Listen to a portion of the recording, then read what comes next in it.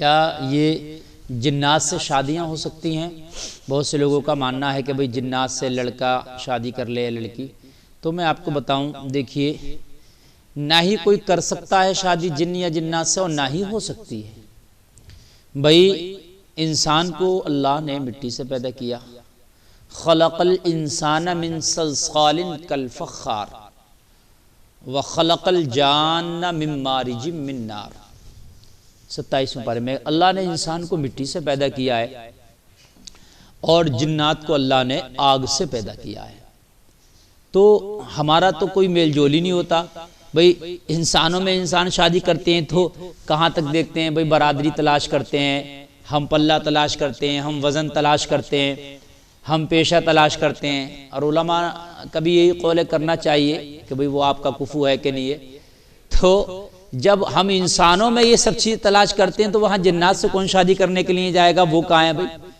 کہاں تیری کاش تو تو مٹی سے پیدا، وہ آگ سے پیدا، اور کہاں تجھے ملیں گے وہ؟ کہاں رشتہ لے کے جائے گا اور کیسے ہوگا؟ تو یہ غلط فہمی ہے لوگوں کی کہ صاحب وہ جنات سے شادی کر لی فلاں لڑکی نے فلاں لڑکے نے. ایسا کچھ نہیں ہے. نہ ہی شادی آپ کر سکتے ہیں اور نہ ہی شادی ہو سکتی ہے.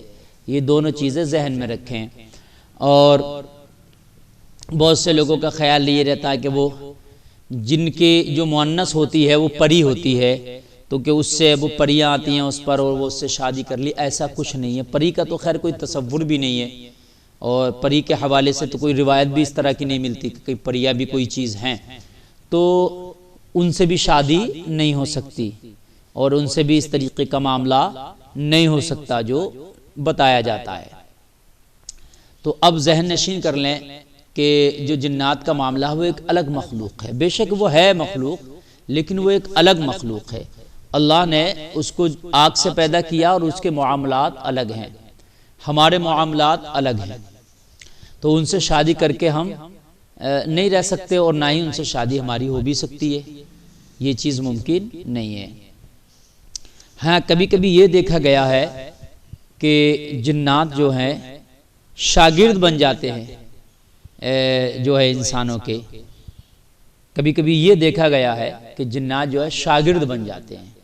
اور بہت سے مدارس میں ایسا ہوا کہ جو بہت بڑے عالم رہتے ہیں ان کی درسگاہوں میں وہ انسانی شکل اختیار کر کے آتے ہیں اور انہوں نے پڑھائیاں شروع کی. وہ پڑھے چلے گئے. بعد میں کبھی کہیں سے کوئی راز بھی کھل گیا تو اس کو لوگوں نے بتایا کہ ہاں بھی وہاں جنات فلاں شخص سے پڑھتے تھے. بلکہ بریلی شریف میں کچھ میرے دوست بتاتے ہیں جو حضور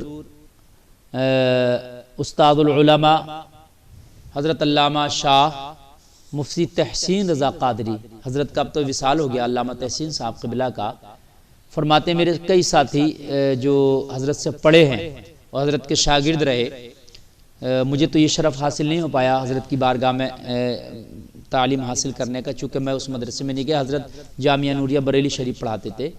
تو میرے کئی ساتھی لوگ ایسے دوست لوگ بتاتے ہیں کہ ایسا ہم نے اندازہ کیا اور ایسا لگتا، اور یہ اندرونی خانہ طلبہ میں یہ بات چلتی تھی کہ حضرت کی درسگاہ میں کچھ جنات بھی آتے تھے تعلیم حاصل کرنے کے لیے اور پڑھنے کے لیے حضرت سے. اب حضرت کے معاملات بہت اعلیٰ تھے، آپ لوگ تو سب جانتے ہی ہیں. تقوی میں حضرت کا جواب نہیں تھا، علم میں حضرت کا جواب نہیں تھا.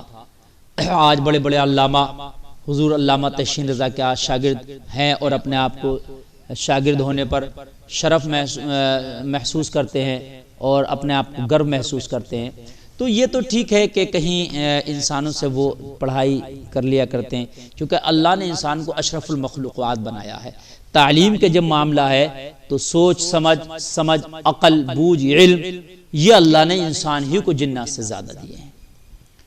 اللہ نے یہ انسان کو جنات سے زیادہ دیے. انسان جو ہے علم میں اور انسان جو ہے سوچ میں سمجھ میں، آپ نے دیکھا ہوگا کہ کتنے کبھی کبھی عاملین جو ہوتے تھے، اب تو وہ عامل نظر نہیں آتے اور آج بھی ہوں گے اللہ جانے، تو وہ جنات کو قید بھی کر لیا کرتے تھے اور جنات سے جو ہے وہ اپنی باتیں بھی منوا لیا کرتے تھے اور ان کو اپنے تابع بھی کر لیا کرتے تھے اور وہ ان کے موکل کہلاتے تھے. تو بہرحال انسان کو اللہ نے اس پر افضلیت بخشی ہے، شرف بخشا ہے اور اللہ نے انسان کو اشرف المخلوقات بنایا ہے.